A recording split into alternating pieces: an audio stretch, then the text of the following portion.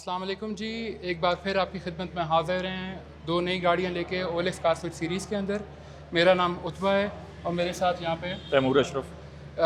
हम जो दो नई गाड़ियां लेके आए हैं ये हैं 1300 सीसी की ऑटोमेटिक कैटेगरी के अंदर, जिसमें मेरे पास है होंडा सिटी एंड आपके पास ये GLI है ऑटोमेटिक 2018 की। ठीक है।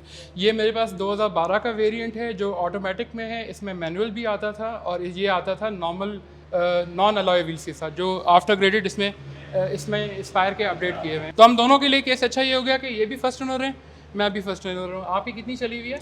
मेरी चली हुई है 12,000 किलो। 12,000। और मेरी चली हुई है कोई तकरीबन 90,000 किलोमीटर पिछले 10 सालों में। 2012 का मॉडल है।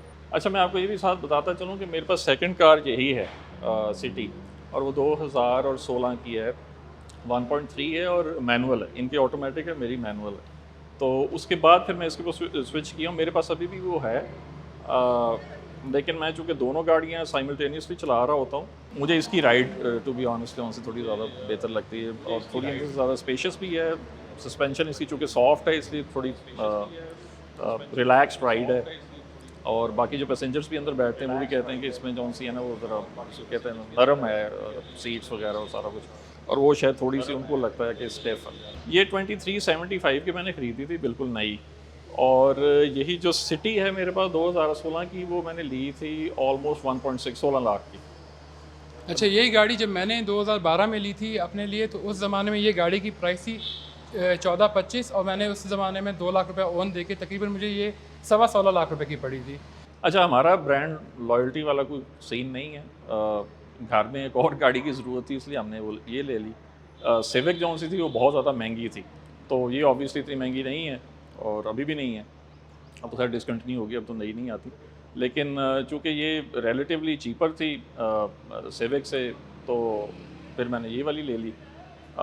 लेने की वजह यही थी कि we needed another car, that's it. उसमें होंडा या टोयोटा की कंसिडरेशन नहीं थी शामिल। It was good to see. मेरे एक दोस्त के पास थी, मैंने पहले उसको चला के देखा था और मुझे उसकी राइड अच्छी लगी। सॉफ्ट सस्पेंशन की वजह से मुझे सीट सस्पेंशन जो सी रिजिड लगती है अभी भी। तो it's been a good decision. 2018 से लेके अभी तक मेरे पास है, और अब तो खैर गाड़ियाँ बहुत ज़्यादा महंगी हो गई, वैसे ही इसको बेचने का सोच भी नहीं सकते, तो फिलहाल इसी के साथ स्टिक करेंगे। सिटी ऑटोमेटिक लेने का जो मेजर रीज़न ये था कि उस ज़माने में 1300 सीसी की कैटेगरी के अंदर this was the only option available. आपके पास ये जो आज की तरह दूसरी गाड़ियों में ऑप्शंस आ जाते हैं, यारिस ऑटोमेटिक आ गई है, आल्सन आ गई है आपके पास, चंगान की, उस ज़माने में ऑप्शन नहीं थे। टोयोटा में why variant opted for Toyota is because कि उस ज़माने में टोयोटा में एसी सलून 1.6 आती थी 2009 से लेकर 12 तक। 14 में जाके उन्होंने आल्टिस लेके आए। उस ज़माने में GLI और XLI मैनुअल होती थी। सेडान में the only option was city. Although मैं इनसे एग्री करता हूँ कि ये गाड़ी स्लीक ज़रूर है लेकिन ये कॉम्पैक्ट है, तो इसमें आगे 2 एडल्ट और पीछे बच्चे ही बैठ सकते हैं। पीछे जो बंदा फुल साइज़ एडल्ट बैठेगा उसकी टांगें थोड़ी सी क्रम्बल करेंगी। एज़ कम्पेयर टू XLI और GLI, ये गाड़ी पीछे से भी कम्फर्टेबल, आगे से भी कम्फर्टेबल है। और जहाँ तक बात करेंगे अगर बॉडी और एक्सटीरियर की, तो ये गाड़ी ऐसी है जिसकी आपको पाकिस्तान में you go to anywhere across Pakistan आपको टोयोटा के पार्ट्स अवेलेबल हैं। होंडा में you need to go to a certain OEM distributor और पार्ट अवेलेबल, या तो फिर आपको फैक्ट्री आउटलेट या शोरूम में जाना पड़ेगा, क्योंकि उसके पार्ट्स हर जगह अवेलेबल नहीं होते सिवाय ऑयल और एयर फिल्टर और ऑयल फिल्टर के अलावा। और दूसरा इसके जो शॉक्स हैं, ये इसका नाम जो सिटी इन्होंने ड्राइव किया है, मेरे ख्याल से इन्होंने पाकिस्तान के हिसाब से बिल्कुल सही किया है। ये सिटी से सिटी में चलाने के लिए, ये हाईवे पे भी आपको तंग करेगी अगर पीछे बड़े बंदे बैठ जाते हैं।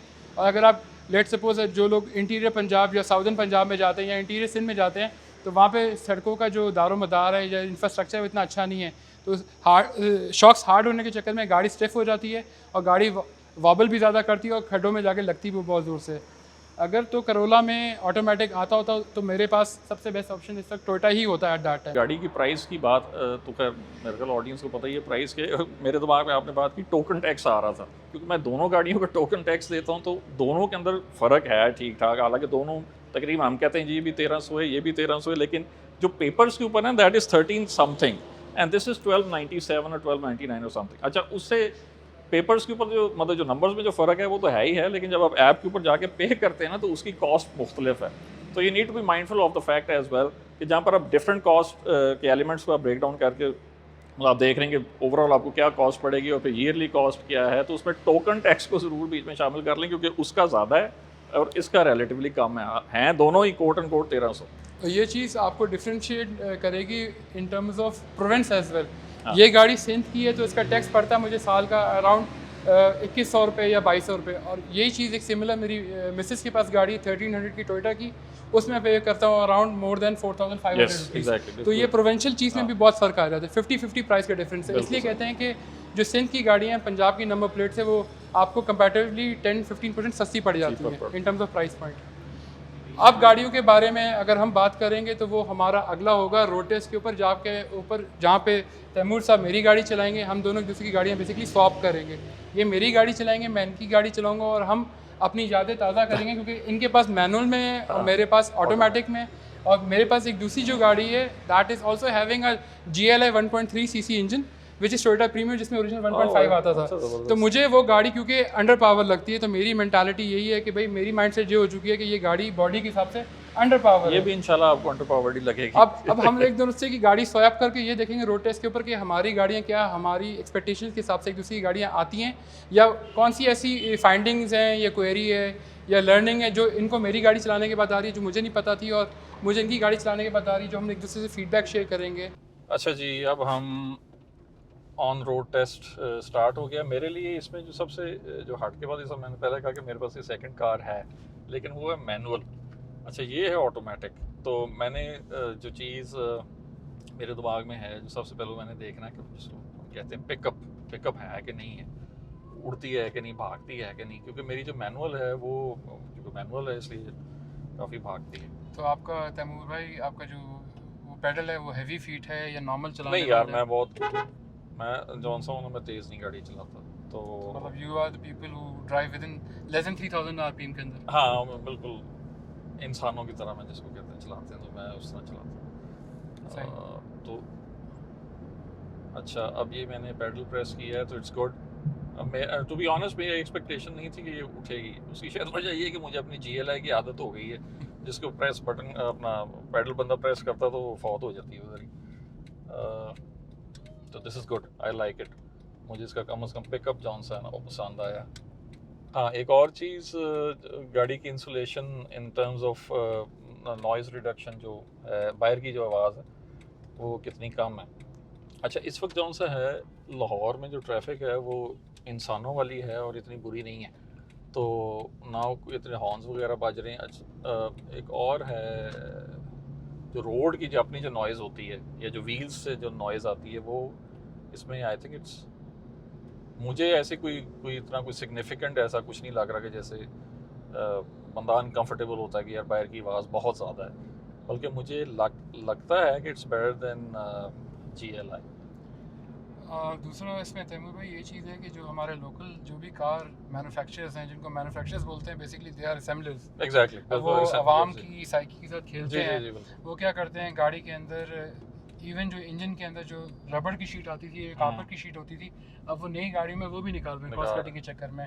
इवन चंगान वालों ने भी ऑफर किया था स्टार्टिंग में कि जो भी मॉडल्स हैं, you have to pay extra, you have to pay premium to get that optional item. अच्छा, ताकि उससे जो गाड़ी की साउंड टेम्परिंग होती है, अंदर हाँ, गाड़ी की शीटों में जो साउंड टेम्परिंग लगती थी, इंसुलेशन लगती थी, तो अभी वो क्या करते कि इवन अगर जो नई गाड़ी आ रही है उसके अंदर से अगर आप देखें तो आधे लोगों ने तो प्लास्टिक भी निकाला उसका, जो नॉइस कैंसिलेशन में आपको सपोर्ट करती है। पुरानी गाड़ी में आपको जो हमारे मॉडल्स हैं या जो आपकी इवन सिटी का मॉडल है उसमें मिल जाएगा।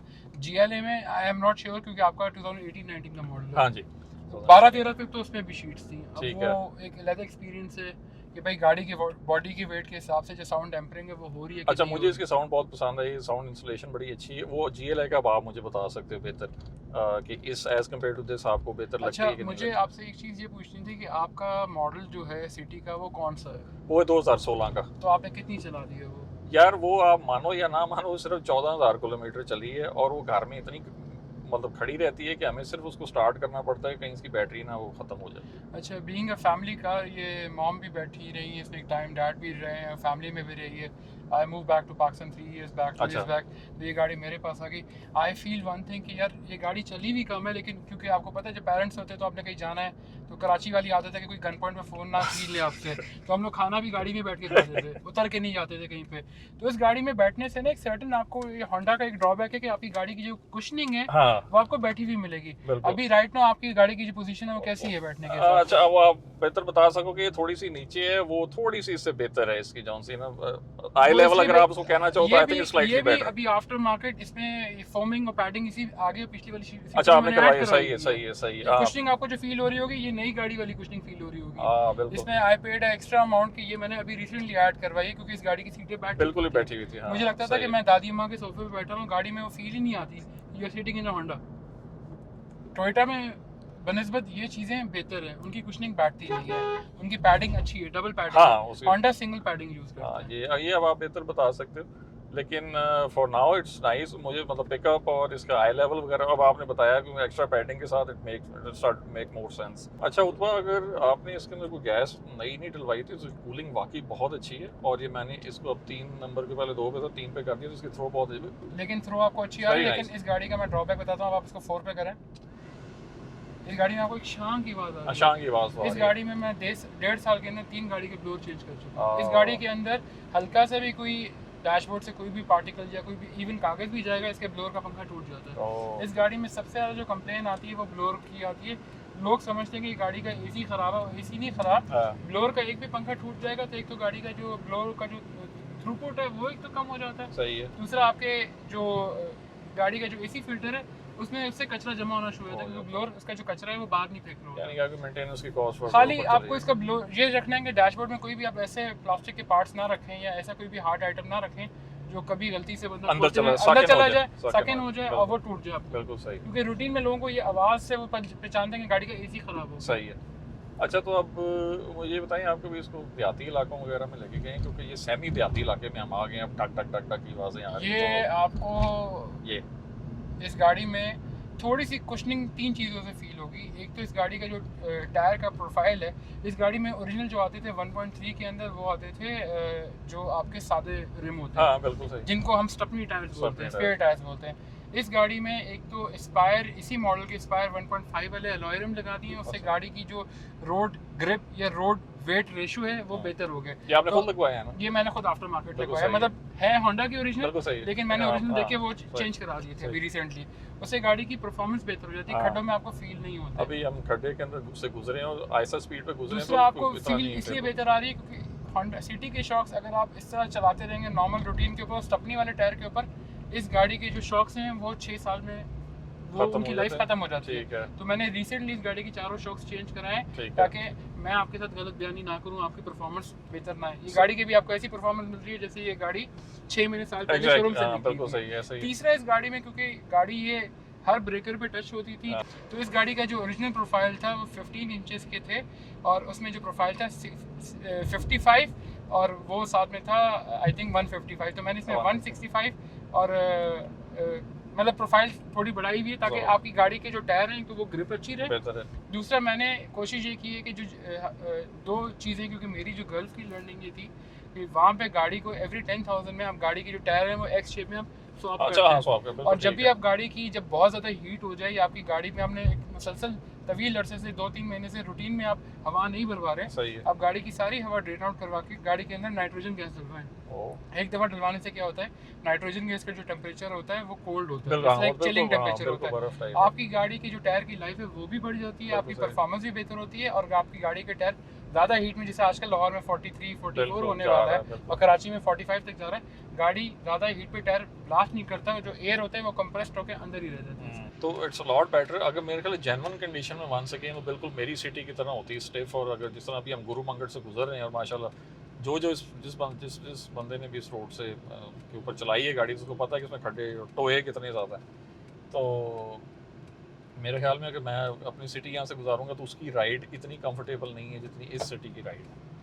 अच्छा, मेरा अप नॉर्थ की तरफ बहुत ज़्यादा ट्रैवलिंग होता है, हाँ, तो मैं इवन पर्सनली भी इस गाड़ी को कभी भी प्रेफर नहीं करता। I have a alternate Honda Toyota at home जो मेरी वाइफ की गाड़ी है, ठीक है, उस गाड़ी को I use rigorously on all the trains. ठीक वो है। गाड़ी मेरे लिए एक लोकल आदमी के लिए, वो टोयोटा जो है वो मेरे लिए लोकल 4x2 है अच्छा वो 2 व्हील ड्राइव, लेकिन मैं उसको बिल्कुल 4 व्हील सही। कर सकता हूँ। मैं I went to Skardu, I went to Hunza, I हाँ, वेंट टू आपने Galiyat, I went to northern areas, Kashmir तक मैं गया हूँ। सही। औरंगजेब शारदा से आके वो गाड़ी वहाँ पे लोग जीप करते हैं। हाँ, और आप वो मैंने ले गए। टोयोटा पे आसरा नहीं किया, मैं सही। ज़्यादा से ज़्यादा क्या होगा इसमें 10,000 रुपये के इसके शॉक्स चेंज हो जाएंगे, हाँ, मेरा खर्चा निकल जाएगा। सही। अच्छा उत्पा, इसकी मेरी गाड़ी की तो माशाल्लाह फ्यूल कंजम्पशन में ना ही बताऊँ तो बेहतर है, रोना शुरू कर देंगे सारे। ऊपर से पेट्रोल महंगा, फर्दर अब हो जाना आगे।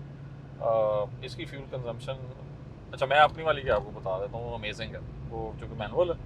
आई think it's over, I think it's 14 और समथिंग, 14 या 15 होती वो है, आपको और वो भी 15 शहर में 15 में आपको AC शहर के में साथ। एसी के साथ हाँ देगी। हाँ, शहर में। इस गाड़ी को अगर तो मैं लेस देन 2300 या 2500 के आरपीएम के अंदर RPM, चलाऊं हाँ। तो ये गाड़ी मुझे मैक्सिमम देती है 13.5 to 14। Oh yeah, that's pretty good. वो अगर मैं सॉफ्ट फूड के उसके साथ हाँ, चलाऊं। बिल्कुल। और अगर जिस तरह नॉर्मली आप होता है कि फैमिली के साथ बाहर बैठ के गाड़ी में खाना खा रहे हैं हाँ, कहीं, सही है। तो ये मेरी गाड़ी की एवरेज मुझे मिलती है ये 11.5 से 12। हाँ, ठीक है। और लॉन्ग पे अनफॉर्चुनेटली ये गाड़ी को ज़्यादा देनी चाहिए। हाँ, मोटरवे पे जो मेरा अपना एक्सपीरियंस है, ये गाड़ी मुझे 11.5-12 से ज़्यादा नहीं देती, ना मुल्तान तक ना मुझे इस्लामाबाद तक। अच्छा क्योंकि हाईवे का फिर इसका पूरा है, अदरवाइज सिटी में तो ठीक है। GLI का मैं बता दूं, अगर उसको आपसे बहुत ज़्यादा मोहब्बत हो जाए ना, और आपके ऊपर उसको दिल करे आपके ऊपर एहसान करने का, तो आपको 10.5 देगी AC के साथ शहर के अंदर। और वही अब, अच्छा एग्जैक्टली मुझे हाईवे का याद नहीं, क्योंकि मैं इसका हाईवे कितना ज़्यादा लेके नहीं गया, लेकिन हाईवे पे आएगा वो आपको देगी को 13-14 मैक्सिमम, इससे ज़्यादा नहीं। और अच्छा एक दफ़ा मैंने गलती से या किसी वजह से कुछ, या तो वो रेगुलर पेट्रोल और जो हाई ऑक्टेन उसकी प्राइस में ज़्यादा फ़र्क नहीं था, तो मैंने पूरी टैंकी जौन सी है ना वो हाई ऑक्टेन की करवा ली। अच्छा तो वो जो जौन सी है वो 10.5 से I think it came up to like 12 और समथिंग, लेकिन फिर उसके बाद फिर उससे ऊपर नहीं गई, क्योंकि फिर मैंने कभी हाई ऑक्टेन दोबारा डलवाया नहीं, क्योंकि एक्सपेंसिव है। तो अभी इस वक्त अगर आप मीटर उसका देखेंगे ना, तो दे रही है 10.2, तो वो इस वक्त नॉर्मल है। तो वो जिस दिन आप मेरे ऊपर एहसान उसने करना होगा, तो 10.5 से बेहतर नहीं है। अच्छा तैमूर साहब, इसको ना 2 से 3 पैरामीटर्स में हम इसका चेक कर सकते हैं। एक तो ये कि Honda does not recommend for their cars to go with high octane. अच्छा, होंडा का जो interesting। फ्यूल फिल्टर है वो जैम हो जाता है, और फ्यूल फिल्टर ओह। very एक्सपेंसिव है। चलो, होंडा सिविक, होंडा सिटी में वो कभी भी हाई ऑक्टेन रेफर नहीं करते। ठीक दे है, रेफर ऑक्टेन 95, क्योंकि पूरी दुनिया में जो नॉर्मल 95 है ठीक है, वो नॉर्मल रेगुलर ऑयल है। अप टू सही है। 93 टू 95 रेगुलर वो है। पाकिस्तान में जो ऑक्टेन है उसमें ये सल्फर ऐड करते हैं, सही है। और इसको हाई ऑक्टेन इसलिए बोलते हैं इसमें सल्फर के पार्टिकल्स कम कर देते हैं, रॉ फॉर्म में आपको नहीं मिलता। गाड़ी की परफॉर्मेंस तो बढ़ जाती है, लेकिन वो आपको फ्यूल फिल्टर जाम कर देता है सही उसके है। अंदर। इसलिए अगर आपने देखा होगा अक्सर जहाँ पे तेल उनका कम होता है, उनके जो सिलेंडर्स नीचे से चेंज नहीं हो रहे थे, सही है, आपके उसमें से एक चिकनाहट ग्रीसी जैसी चीज़ होती है जो होती गाड़ी के है, अंदर आ हाँ, जाती बिल्कुल है। सही है। तो ये गाड़ी तो टोटल आपको रेगुलर की मैं माइलेज बता रहा हूँ, हाई ऑक्टेन की माइलेज मैं नहीं बता रहा। सही है, आपके केस में क्योंकि आपके पास टोयोटा है, तो टोयोटा में महीने में आप गाड़ी में जब उसका हाफ टैंक हो जाए, आपने खाली नहीं करना, क्योंकि है। गाड़ी की इम्प्योरिटीज पेट्रोल टैंक में बैठी होती हैं। बैठ जाएंगे। वो लोग एक सेंसिबल वाली हरकत नहीं करते कि जो लोग बिल्कुल ई पे जाकर पेट्रोल डलवाएं गाड़ी सही के है। अंदर। गाड़ी में हमेशा जब भी आपके पास हाफ टैंक हो या एक क्वार्टर रह जाए, आप तब उसमें पेट्रोल डलवा डलवाएं, दें। ताकि गाड़ी के अंदर जो इम्प्योरिटीज हैं और बैठी वो रहनी आपकी चाहिए। नीचे बैठी रहें। सही है, प्रेशर से ऑयल जाएगा और पेट्रोल जाएगा, तो इम्प्योरिटीज हिल के फ्यूल पाइप में आपको चोक कर सकती हैं। सही है। टोयोटा के अंदर जो बड़ा इशू आता है माइलेज का, वो ये आता है कि जो गाड़ी के अंदर कैटालिटिक कन्वर्टर होता है, उसमें नाइट्रोजन से उसकी क्लीनिंग करनी होती है। जो आपका सिलेंडर के अंदर जो भी कचरा है वो हर 2 साल बाद निकलवाना पड़ता है। अच्छा, क्योंकि आपने देखा होगा अक्सर पंजाब में जब पानी खड़ा होता है तो लोग टोयोटा लेके चले जाते बिल्कुल हैं, सही, होंडा ने तो बंद हो जाना। बिल्कुल टोयोटा के सिलेंडर में पानी जाए वो अंदर से रस्ट लगना शुरू होता है, सही। लेकिन लोग ले जाते हैं ले गाड़ियाँ जाते हैं अपनी उसको। वहाँ पे। तीसरी चीज़ ये कि टोयोटा के अंदर, जैसा मैंने आपसे पहले भी अर्ज किया, आपको हर 15 से 20 हज़ार किलोमीटर पे अगर आप नॉर्मल OEM पार्ट्स के भी अगर स्पार्क प्लग्स डलवा देंगे, डबल टिप वाले, सिंगल टिप वाले नहीं डलवा रहे, ठीक वो है। फ्यूल ज़्यादा खाते हैं। ठीक है, डबल टिप वाले आपने वो डलवा दिया, महीने में आपने एक दफ़ा हाफ टैंक के अंदर 15 या 20 लीटर भी हाई ऑक्टेन डलवा दिया, आपकी माइलेज भी बेहतर रहेगी और गाड़ी भी ठीक हो जाएगी। जबरदस्त, वेरी और आपने जो अगर नॉर्मल ऑयल डलवा रहे हैं किसी भी गाड़ी के अंदर, आपने 3,000 पे नॉर्मल ऑयल चेंज करना है और सिंथेटिक 5,000 पे चेंज करना है। इसके बाद आपकी गाड़ी के अंदर डस्ट पार्टिकल्स आपके इंजन को अंदर से ख़राब कर देते हैं। एयर इनटेक के साथ जो एयर जाती है बूस्टर को, ब्रेक बूस्टर को, वो भी कम हो जाती है बिल्कुल उससे। सही।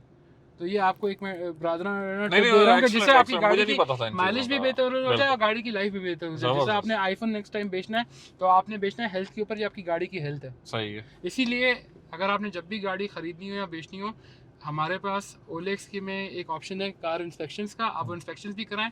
200+ चेक पॉइंट पे आपकी गाड़ी की आपको पूरी हेल्थ बता दी जाएगी कि गाड़ी आपकी ठीक है, ये क्या चीज़ आपकी मेंटेनेंस करवानी चाहिए नहीं करवानी चाहिए। ये ना सिर्फ आपने गाड़ी ख़रीदने या बेचने के वक्त यूज़ करनी है, आपने रूटीन में भी गाड़ी की साल में एक दफ़ा इंस्पेक्शन ज़रूर करवानी है, ताकि कोई गाड़ी की अगर कोई ऐसी बीमारी जो डायग्नोस होने वाली है, आप उसको पहले ही वक्त से पहले आप उसको ठीक करवा दें। अच्छा अब चूंकि हम वापस आ गए हैं और इसकी मैंने जैसे मैंने पहले बताया कि मैंने जौन सी है सिटी मैन ऑटोमेटिक पहले कभी नहीं चलाई, so this is the first time I have driven it, और मुझे इसकी राइड भी पसंद आई है। वंस अगेन टू समराइज, इसकी जो पिकअप है वो अच्छी है। उत्बा ने आफ्टर सेल्स इनकी चीज़ें में सीट पैडिंग वगैरह करवाई है, तो ऑब्वियसली वो आई व्यू वगैरह भी अच्छा है। अच्छा, इसकी जौन सी है रोड नॉइज़ वो काफ़ी कम है, बाहर से इतनी आवाज़ नहीं आती। मुझे लगता है मेरे GLI के अंदर ज़्यादा है वो इशू है। सो अगर उस वक्त मैंने ये गाड़ी चलाई होती और पैसों का भी कोई इशू ना होता, मतलब कंपैटिबिलिटी है उसके अंदर प्राइस की, तो मेरा ख्याल में मैं इस गाड़ी को कंसिडर ज़रूर करता लेते हुए। उसके अगर मैंने GLI ली है तो उसकी एक वजह ये भी है कि मतलब अंदर से थोड़ी सी स्पेशियस है और एक बंदा शायद एक्स्ट्रा बीच में फिट हो जाता है, लेकिन वो एक अलग चीज़ है। लेकिन मुझे इसकी राइड पसंद आई है। खड्डे टोयों शोयों के अंदर इतना कोई इशू नहीं है। इसका AC बहुत अच्छा है, उसकी थ्रो अच्छी है। लेकिन वंस अगेन वो ओरिजिनल में शायद ऐसा ना आए, लेकिन चूँकि उत्पा ने इसके अंदर ऑलरेडी मतलब काफ़ी पैसे इन्वेस्ट वगैरह किए हुए हैं, तो इट्स एक्चुअली शोइंग कि गाड़ी की मेंटेनेंस अच्छी हुई है, despite the fact that he is not exactly he. आप फर्स्ट ओनर है सेकंड? मैं फर्स्ट अच्छा, तो डिस्पाइट द ये फैक्ट दैट इवन इज गाड़ी ड्रिवन, भी हाँ, मैंने ही डैड को लेके दी थी। अच्छा, despite the fact that he is driven it for 90K, उसके बावजूद ये गाड़ी I think it's as good as new. मुझे इसके अंदर ऐसे नहीं लगा कि मैं कोई 90,000 किलोमीटर वाली गाड़ी चला रहा हूँ। अच्छा जी, अब इस गाड़ी की मेरी बारी है इस गाड़ी को रोड पे लेके जाकर रोड टेस्ट करने की और अपनी जेन्युइन फीडबैक देने की, बिल्कुल rather giving one-sided feedback. बिल्कुल।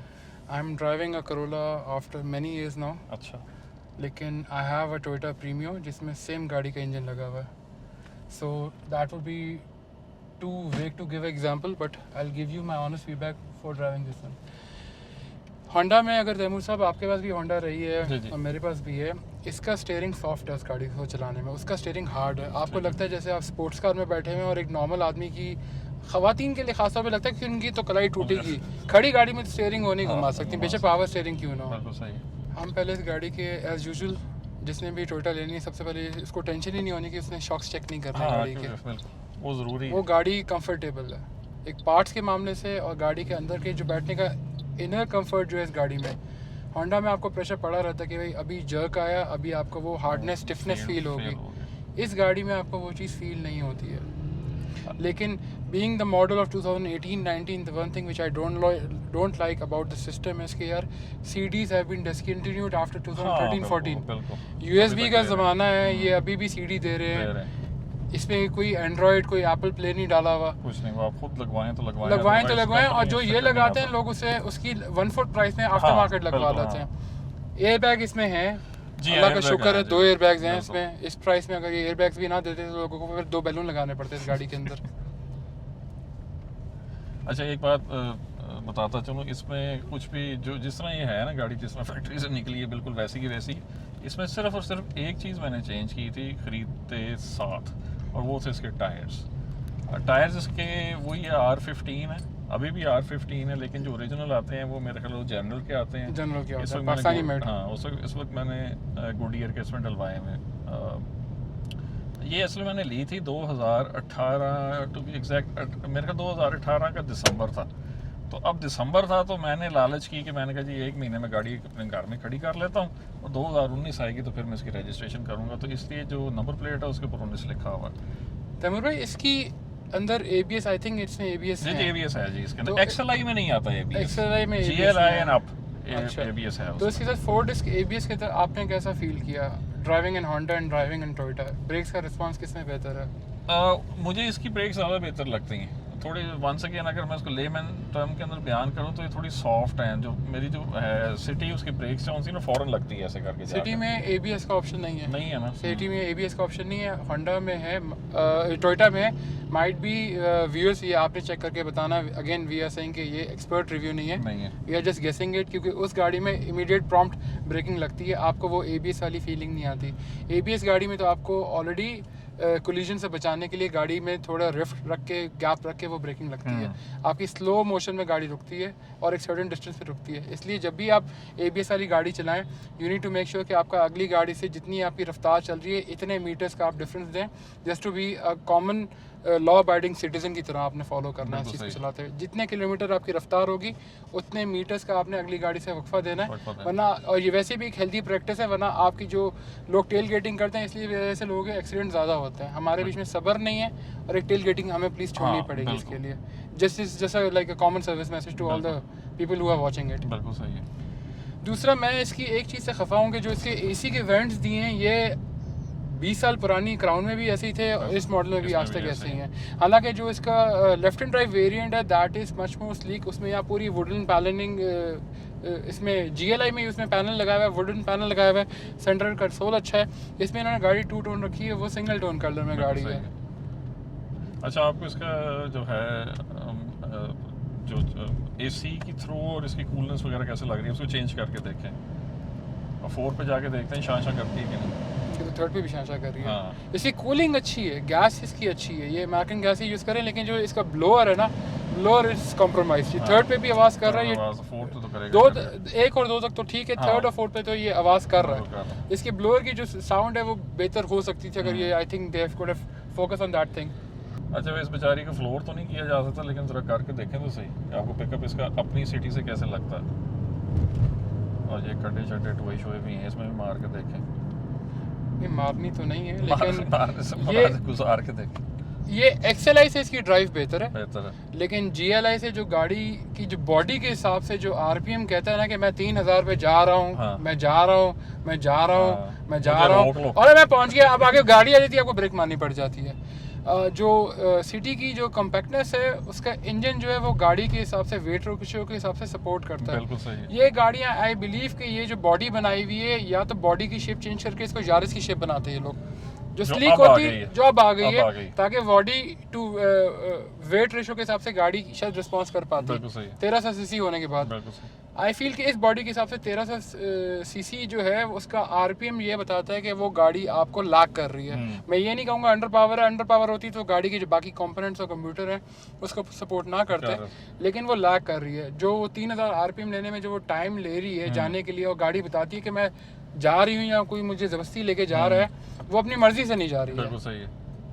गाड़ी नो डाउट अच्छी है, it's a family car. City में ड्राइव करने के लिए ठीक है, लेकिन it's like a small family car के मियाँ बीवी हैं और छोटे बच्चे हैं। जिनके बड़े बच्चे हैं या टीनेजर या एडल्ट्स भी हैं, तो पीछे टीनेजर्स तो आराम से 3 बैठ सकते हैं, या इवन मिड साइज 3 एडल्ट भी बैठ सकते हैं, जो जिनकी हाइट मेरी तरह ना हो, एक नॉर्मल हाइट ना हो, 6 फीट से ऊपर ना हो, जो लेस देन 5'6", 5'8" के बीच में आराम से आई थिंक 3 लोग पीछे बैठ पाएंगे। यूजुअली है हाइट उसी में फॉल करते।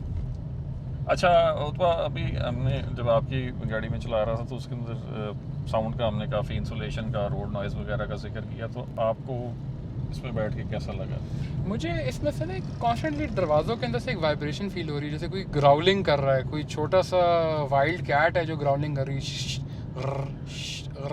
जैसे दरवाज़ों में से वाइब्रेशन फील आ रही है। उसको प्ले है या कोई स्पेस है? आई थिंक इन्होंने कोई रबर इंसुलेशन का कोई इशू है? रबर इंसुलेशन का कुछ भी नहीं है। इन्होंने ना इसके बीच में साउंड डैम्पिंग शीट या वो पेपर मटेरियल या वो शीट, एक आइसोलेशन शीट आती है, फोमिंग होती है पैडिंग की फॉर्मेट में, वो अगर दरवाज़ों में नहीं है तो एटलीस्ट वो फ्लोर में यूज़ होती है, कारपेट के नीचे। अब जितनी भी नई कंपनियां वो कॉस्ट कटिंग करने के चक्कर में वो शीटें निकाल रहे हैं, तो इसके लिए जो आफ्टर मार्केट शॉप्स वाले बैठे हुए हैं वो OEM के तौर पे तो नहीं, वो आपको एक्स्ट्रा प्रीमियम के तौर पे बोलते हैं कि ये एक फैंसी आइटम है जो आपको लगवाना पड़ेगा। सही है। और लोग उसके लिए क्या करते हैं कि अगर उन्होंने जापानीज़ गाड़ी लेनी है, तो यहाँ पे मैं ऐड करता चलूँ कि लोग आते हैं OLX के पास आते हैं और they go for auction sheet verification, जिससे उनको ये पता चलता है कि जब गाड़ी, देखें गाड़ी आपके पास आई किस हालत में ही आपको नहीं पता, लेकिन जब जापान से गाड़ी किस हालत में निकल रही है, people they take they make a fool out of you because they bring and import cars in Pakistan on accidental basis, या जो गाड़ी ऑलरेडी सैलाब में या बारिश में डूब गई हैं, या कैंसल्ड कार्स हैं जिसको पूरी दुनिया में कैंसिल बोला जाता है, ये चेसी ट्रेड है।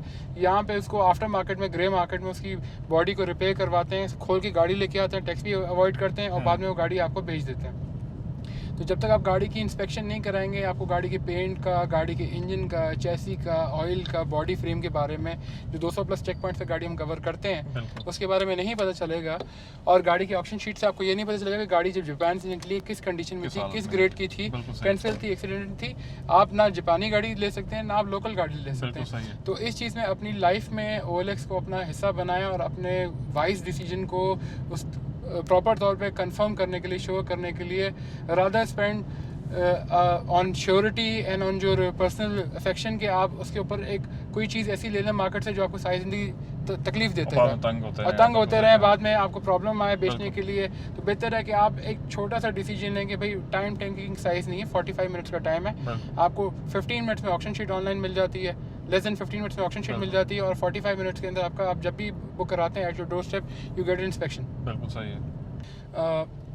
अब हम जाते हैं जी वीडियो के अख्ताम की तरफ। इसमें तैमूर भाई की हमने राय ले ली थी मेरी गाड़ी के बारे में, ना I have to tell my review on his car कि भाई being like a soft driver कि मेरा क्या रिव्यू है। ऐसा जैसे मैंने पहला भी अर्ज़ किया था कि मेरा मॉडल 2012 का, उस ज़माने में GLI में ऑटोमेटिक नहीं आई थी। अगर सेम टाइम पे अगर मेरा परचेज डिसीजन जब इनकी गाड़ी आई है उस टाइम पे होता तो I would have gone towards a confirm Toyota GLI automatic 1.3, just because कि भाई मेरे परचेज टाइम पे ये गाड़ी ऑटोमेटिक में सेम मॉडल में सेम CC के अंदर अवेलेबल नहीं थी। दूसरा, इस गाड़ी में 3 वेरिएंट्स चेंज हो चुके हैं और 3 फेसलिफ्ट हर वेरिएंट के अंदर आए हैं। मेरे वाला मॉडल जब मैंने लिया था मुझसे पहले भी वही चल रही थी और पिछले साल तक भी वही चलती रही है। तो I would have not gone to something which is very adamant on their decisions. मैं चेंज की तरफ जाता हूँ क्योंकि the only thing which is constant is life is change. आप कभी जवान नहीं रह सकते, आप कभी बूढ़े नहीं रह सकते। तो गाड़ी भी ऐसी ही है कि वो भी चेंज मांगती है, हम भी चेंज मांगते हैं। ये एक हमारा, मेरा और तैमूर भाई का ऑनेस्ट रिव्यू था just between OLX car shop के बीच में। आगे आप लोग की लिए हम गाड़ियों के लिए और रिव्यूज़ लाते रहेंगे, आपकी आगाही करवाते रहेंगे, और आप भी हमें फीडबैक में कमेंट बॉक्स में ज़रूर बताइएगा कि आप अगली कौन सी गाड़ी देखना चाहते हैं, आपको डिफरेंट प्रेजेंटर्स चाहिए, आप किस पॉइंट में गाड़ी देखना चाहते हैं। अगर आप चाहते हैं कि अगर हम आपके शहर में गाड़ी का रिव्यू करें तो आप हमें प्लीज़ ज़रूर बताइएगा।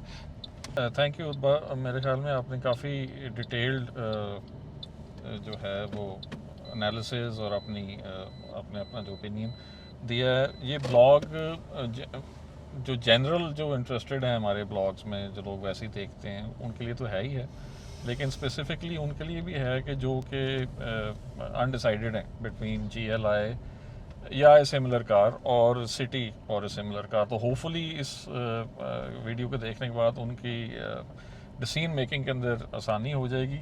और once again this is just the beginning for us when it comes to car swap comparison. आगे आइंदा आने वाले दिनों में हम काफ़ी रेगुलरली ये वीडियोस अपडेट और अपलोड करते रहेंगे और इसी तरीके से और गाड़ियों का कंपैरिजन आपके लिए लाते रहेंगे। बहुत शुक्रिया जी। टेक केयर, खुदा हाफिज़।